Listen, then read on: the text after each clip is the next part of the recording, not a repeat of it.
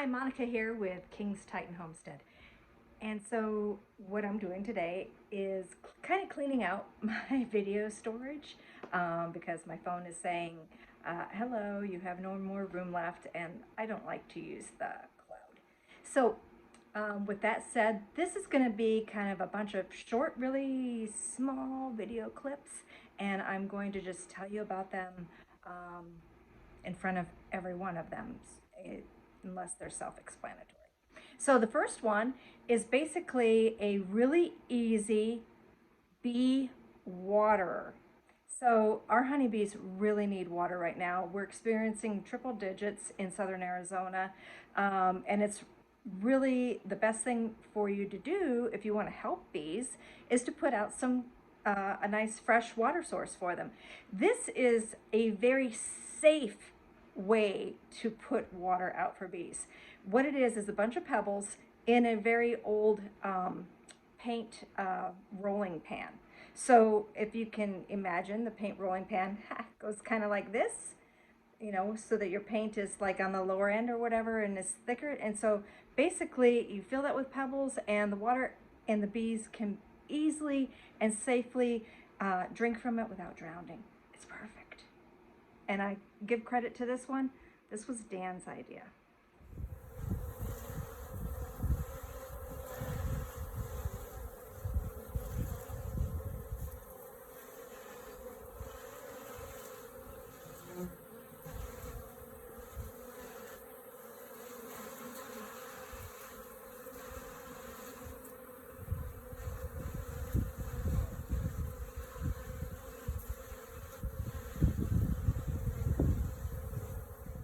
This next video I took while visiting another bee yard, and it's really cool to see. It's called washboarding or rocking, and I'm really not sure if there's any real explanations for it yet.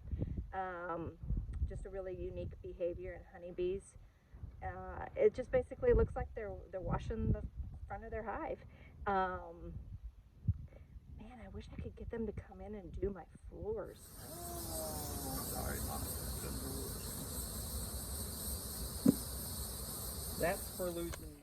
So if you want to put water out for the bees, again, and you have a lot of broken glass shards or porcelain pottery shards or anything like that, and a bird bath, here's a really unique idea.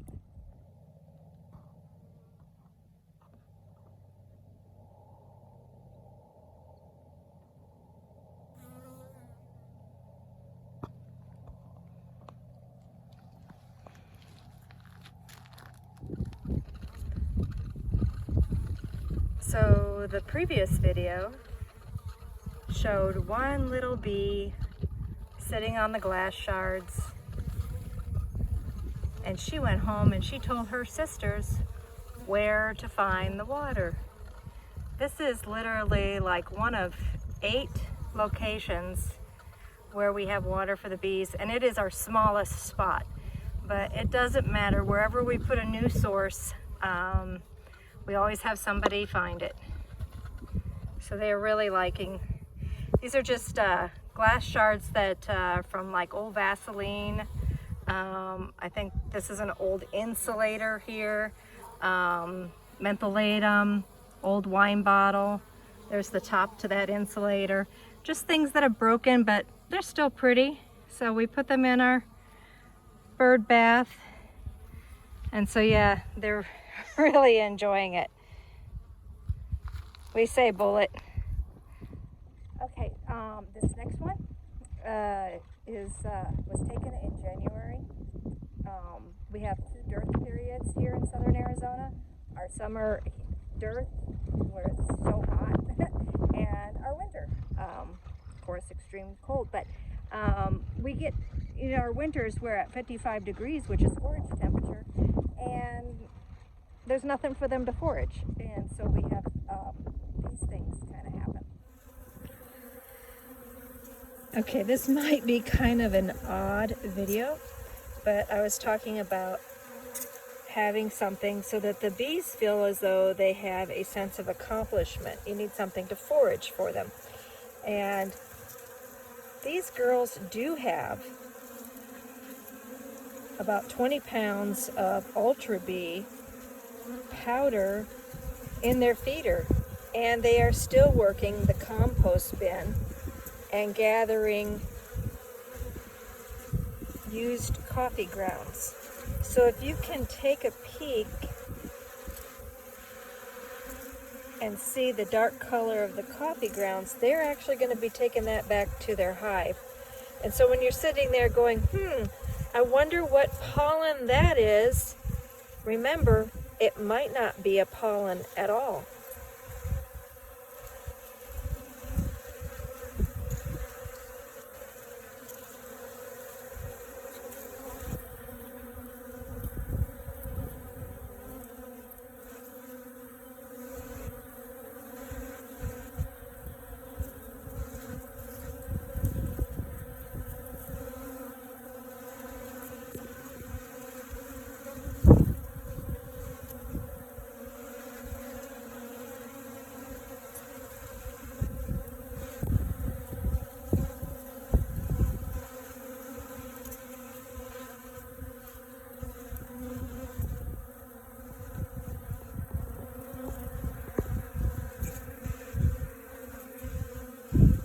There's one that has some of the grounds on her in her baskets. I was trying to catch that so you could see the color. They're just frantic. There's somebody with some. Or